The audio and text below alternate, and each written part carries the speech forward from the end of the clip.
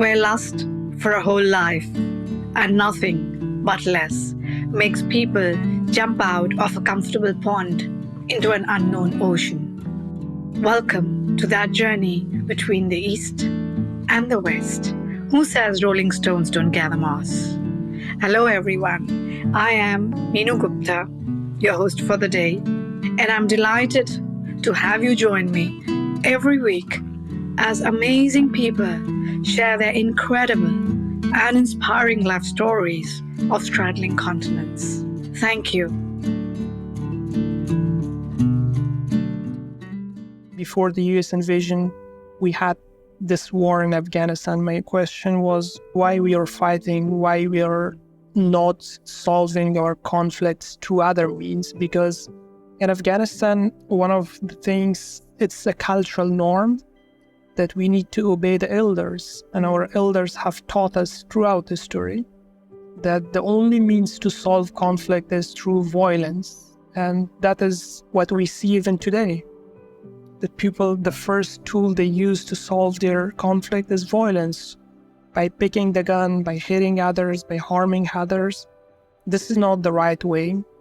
To solve conflict through dialogue, through different other means, to have broader perspective, that is something we need more in Afghanistan, and that is what I have been working through the organizations you mentioned, particularly Kabul Model United Nations and then National Youth Consensus for Peace, to enable people to speak freely, to share their opinions, to accept other people's opinions.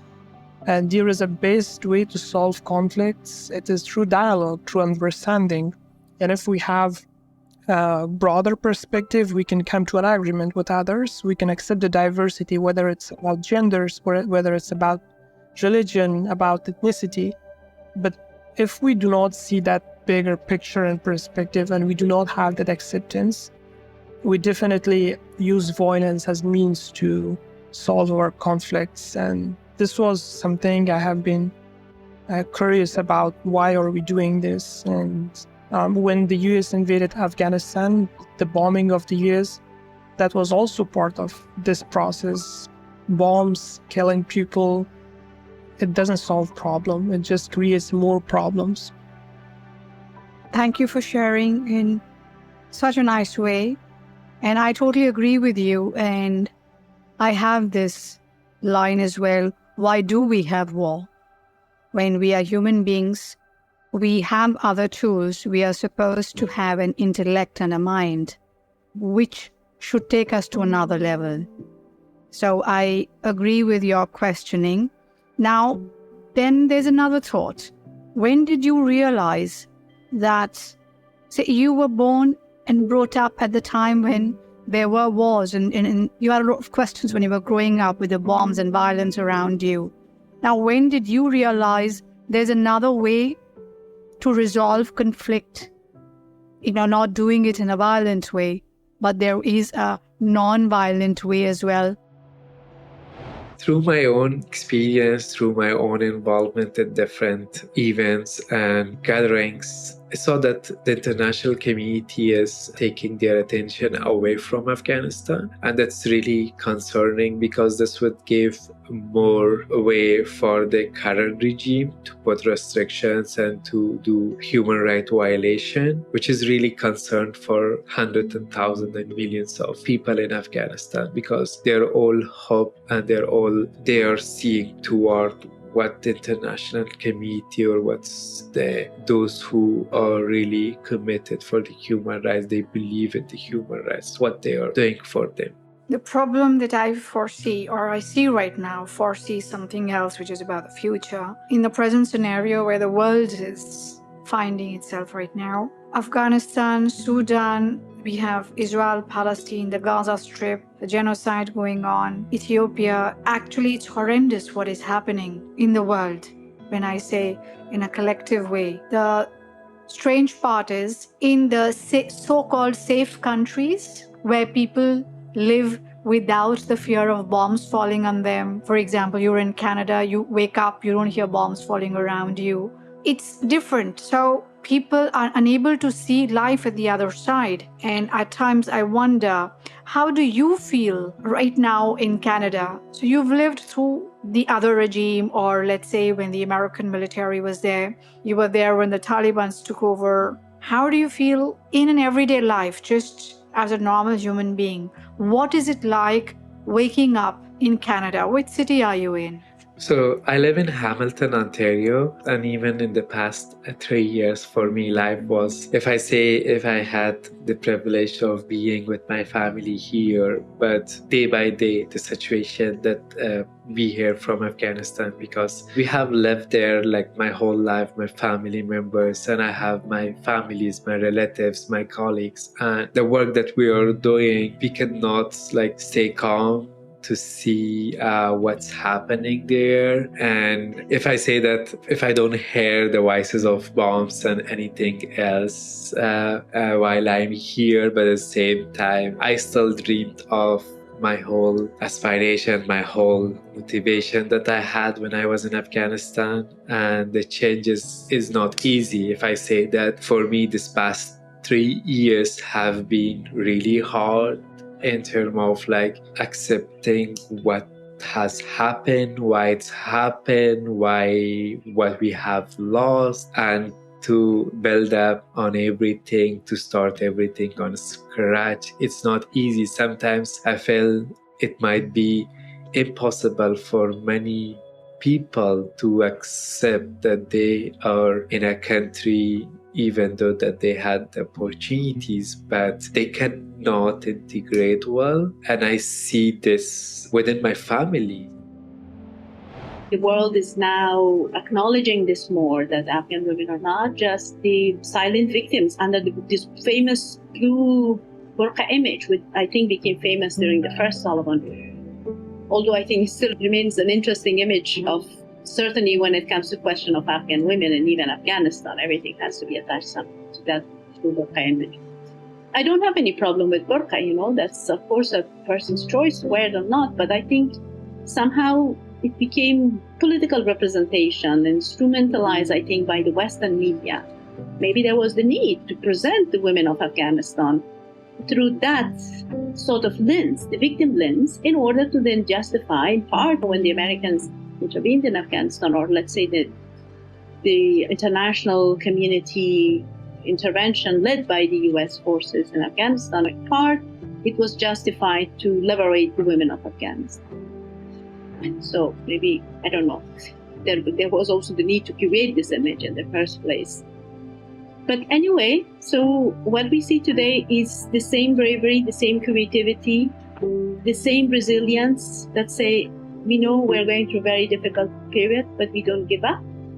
We do what is possible, what is in our hands. Of course, there are also many tragic realities of forced marriages, increase in forced marriages, young marriages, suicide rates. Those unfortunately are happening, as they were also happening in the 1990s. But at the same time, there is the other side, the resilience, the resistance, the continuation of education through one form or another. And what for me is very interesting is that this golden needle circle, literary circle, now actually has become, even like we could say an institutional form of teaching. It is led by an Afghan writer, Ramyar, and she's outside Afghanistan now, but she has created this,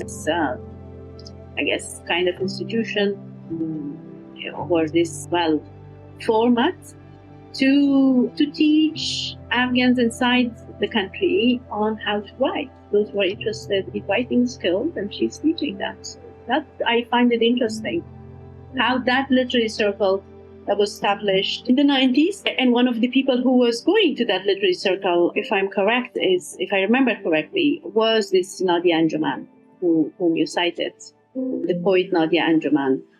So that in a way continues in a different format and continues to produce Afghan writers. And I think, these are like some telling examples. When I speak to friends in Afghanistan, it's not only about the economy or about human rights. One of other things, we don't have any more opportunities there. People are completely unhopeful about their future, what is going to happen.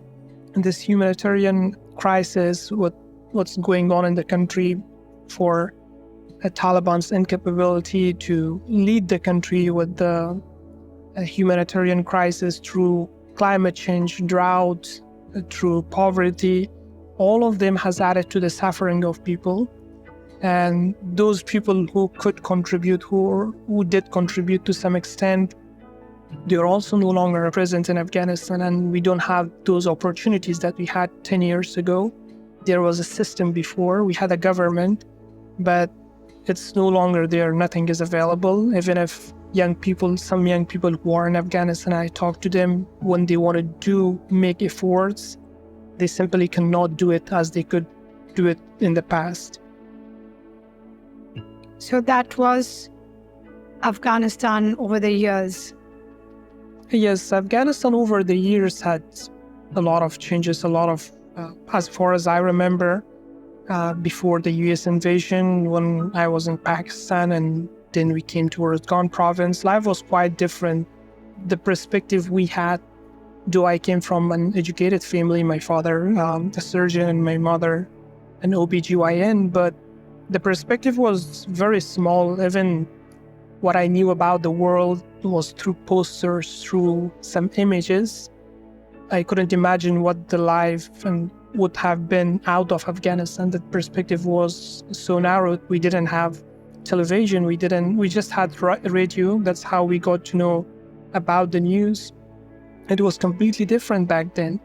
But after 2001, especially after 2003 and 2004, when we came back to Afghanistan, life was completely different. There were many opportunities. Afghanistan was exposed to new ideas. The people of Afghanistan, we had a lot of young people who wanted to contribute to them. And we interacted, we learned from the international community, not only from those who were present in Afghanistan, but we had the opportunity to connect to people who are out of Afghanistan and learn how we can make the country a better place. So these were some period of efforts that the young people made in civil space and political space and in business in different areas, and they built the foundations. They were hopeful that the country will someday be in a place that we all imagine and we all work for. The current regime, the policies that they have put in have severely impacted the lives of millions of women and girls. And beside that, the girls and women could not have any opportunities in the public in terms of employment. But the biggest impact has been that they are out of school and universities. And it's not just that they cannot go to school and university, but their entire way of life has been restricted. And what about the impact on men? Yeah, so this is, of course, that banning schools for girls and women has impacted the male component also. For example, for most of those who are at home, so they are feeling really disappointed that they cannot do anything to change, seeing their sisters, their mothers, their family members have been restricted from all the public areas of the life. So this is also affecting negatively, but also at the other points that if the male has this opportunity to go to school, the university, but there has been lots of other restrictions for how they are living their life inside Afghanistan. So they have no control, even if they're a male, but they have no control, for example, on what they wear, how they are looking, what they should do, what they should not do. So this has also put big restrictions on the male in Afghanistan also. Oh, I didn't know that there are restrictions on males for wearing clothes and other areas of life. Yeah, so for example, the biggest issue with the education system in Afghanistan, that boys in school and other education systems are at risk of being taught extremism. With the educational restrictions, most of the universities and schools are now being taught by the current regime. So they are changing the curriculum for for most of the educational system. So that has negatively impacting even the voice in school and in other educational systems also. Everybody is saying, we do not want war, we are tired. We just want to live normal lives, wake up in the morning like other people in the world. That's all that they want. I'm just giving a few samples of the voices that I've had, again, a privilege from different parts of the globe to hear. Nobody, I think, is in favor of any military intervention. We've experienced those military interventions one after another, including the latest one. It didn't get Afghans to anywhere. So definitely not in the form of military intervention, but in other constructive forms, whether that's supporting the dialogue, if there is a process. And I think Afghanistan needs a new process, like perhaps what they experienced in Colombia. I keep looking at the example of Colombia, in a way, as a model for Afghanistan. They established this peace process. It was long, many years of negotiations between the FARC and the then government of Colombia. I mean, FARC, but also some other actors. In the case of Afghanistan, that may be a little bit more complicated because there have been different actors, political actors in Afghanistan. But that's perhaps something that we need to follow. So an example like they did in Colombia, and then they reached that historic peace agreement in 2016 that had, I think, a groundbreaking peace agreement, and that also included really comprehensive measures of transitional justice. And the country is currently implementing that. It's not maybe going in the ideal direction. There are people who still criticize it, but these processes, they're always like that. And I think from what we know, Colombia has taken a giant step towards a more stable country. I believe Afghanistan perhaps need a model like that. And also in the Colombian process, I think the role of international community was very constructive, whether as facilitators in the peace process, as the countries that host it, or from providing technical capacity, maybe financial assistance, in all other diplomatic pressure, etc., the role of governments, but also international organizations, for example, ICRC, etc., that can play a role. I think definitely that is needed. My message would be to see everyone as humans, not to see what divides us, what differences we have. If we see what brings us together, that makes our work easier. It's simply that easy. Others are humans. They also have emotions. They also have dreams. They also have a family and world. And just seeing at positive things and working on that, how things bring us closer to each other.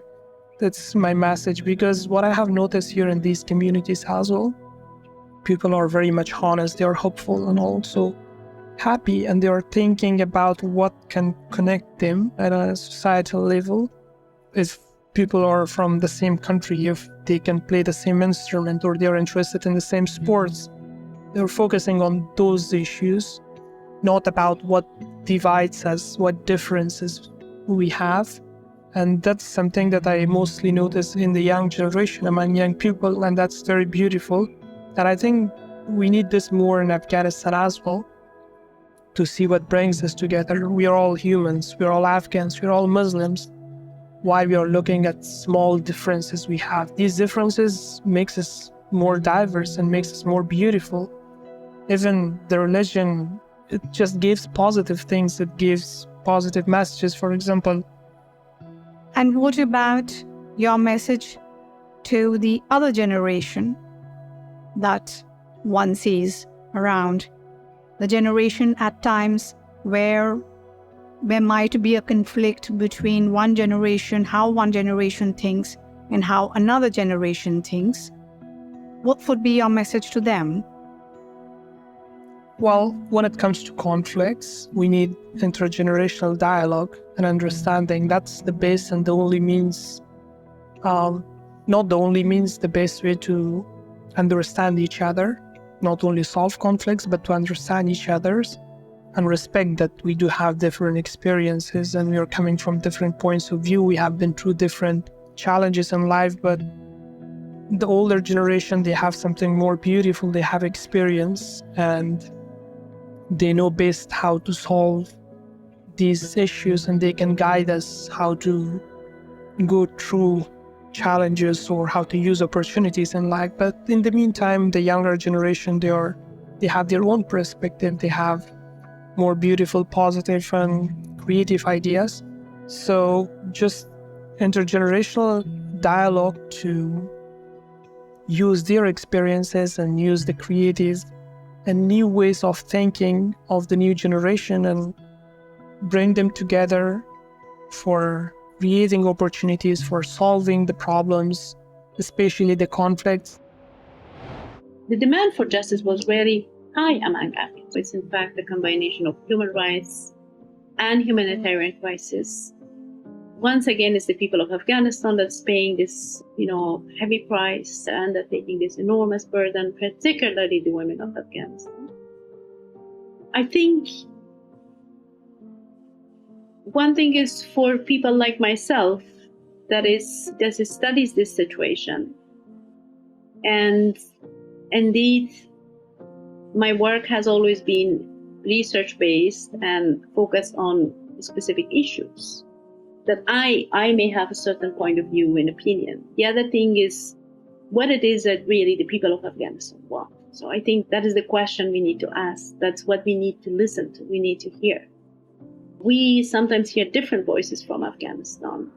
We hear even more different voices from, let's say, the activists in diaspora who are engaged in advocacy work on behalf of the people or women in Afghanistan.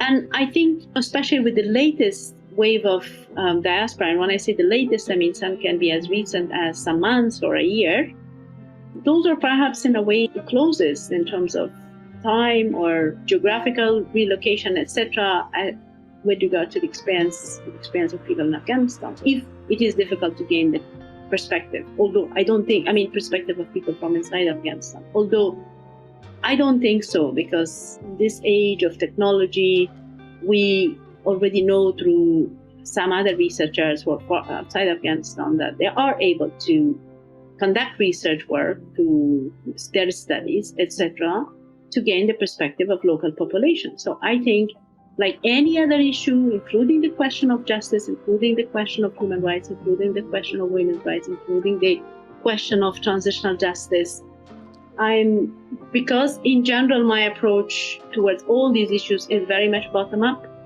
we really need to know from the perspective of people what it is that they would like to be addressed first. Or if you want to engage in a process of transitional justice, for example, one day in Afghanistan, which I hope that would be the case, we really need to engage the affected communities, the war victims, from the very beginning in the process, towards all its stages, from the very beginning of what justice means for them, what human rights means for them, what needs to be done. I'm still amazed that these people can still laugh and smile and have hope. So I have to say that every time that I have had the opportunity to go back to Afghanistan, this is what amazes me, that they are still able to laugh and smile and be hopeful. And sometimes before the second return of the Taliban, you could literally feel the change like in the air. There are also many tragic realities of forced marriages, increase of forced marriages, young marriages, suicide rates. Those unfortunately are happening as they were also happening in the 1990s. But at the same time, there is the other side, the resilience, the resistance, the continuation of education through one form or another. During the Republic, even though in a country like Afghanistan, there has been always a challenge, especially when you're involved when advocating for education and for inequalities, because of the traditional barriers, the challenges, and also because Afghanistan was a male-dominant society.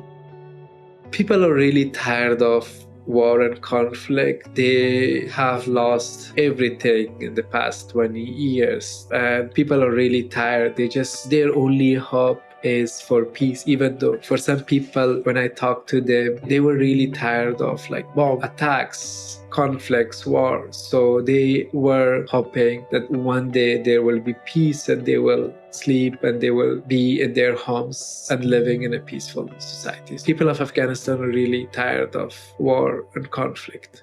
They will show to the world that they can do anything to change and to create positive change. Youth has brought many changes, so this is what they can change the future for a country. We didn't have television, we just had radio. That's how we got to know about the news. But after 2021, it's a completely different country.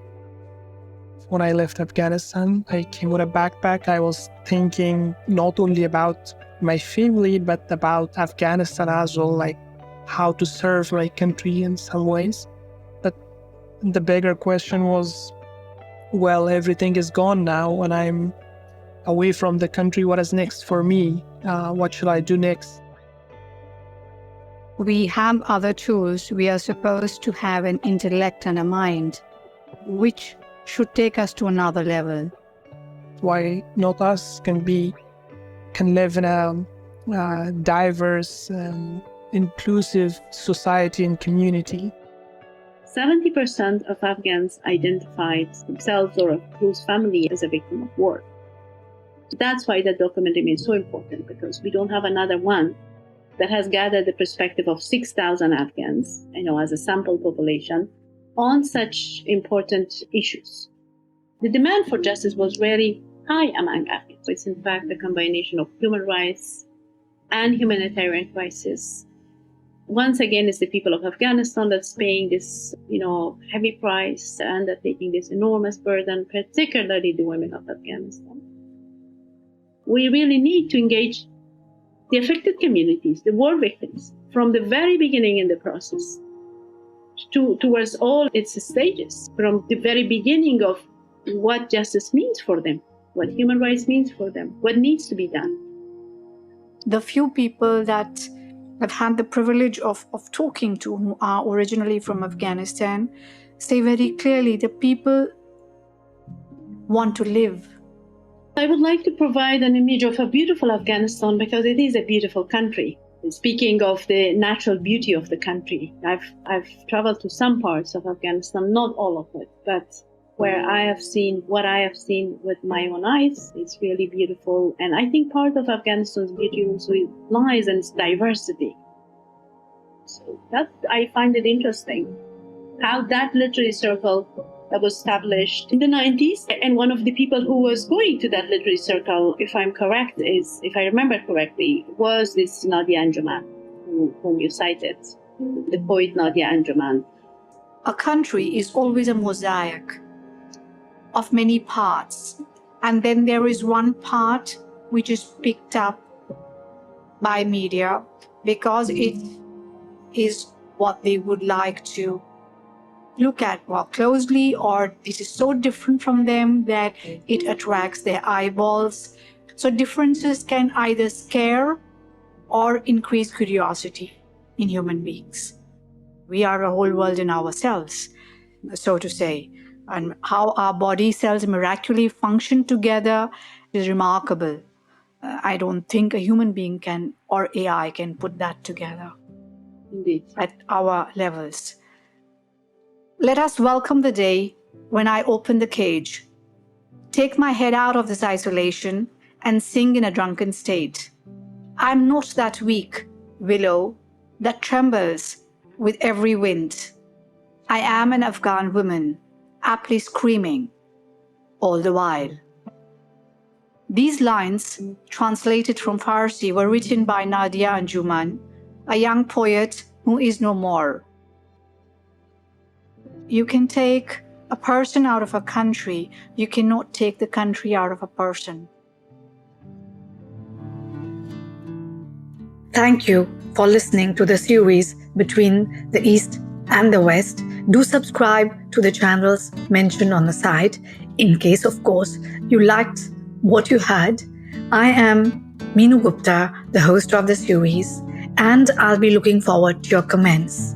We love feedback. Thank you once again. Namaste and bye-bye.